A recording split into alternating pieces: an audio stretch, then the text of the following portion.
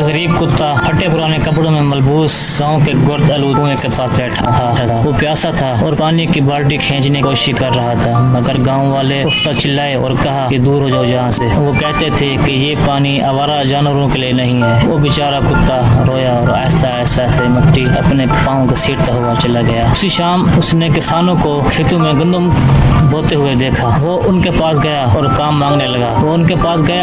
مانگنے لگا۔ ایک نیک دل کسان نے اسے چھوٹی سی دانتری دی اور کہا کہ گایوں کے لیے گھاس کاٹ لو۔ وہ بیچارہ کتا صبح سے شام تک کام کرتا رہا۔ اس کے کمزور پنجے کامتے رہے مگر اس نے ہمت نہ ہاری۔ جب گایوں کے لیے تازہ گھاس کٹ گیا، کسان مسکرایا اور کتے کو کپڑے میں باندھ کر گھر لے گیا اور ایک چھوٹا سا کھانے کا بول دیا۔ بیچارے کتے کی آنکھوں میں خوشی سے آنسو آ گئے۔ اس نے کئی دنوں تک اپنی مزدوری بچائی اور آخرکار چھوٹا سا مٹی کا گھڑا خرید لیا۔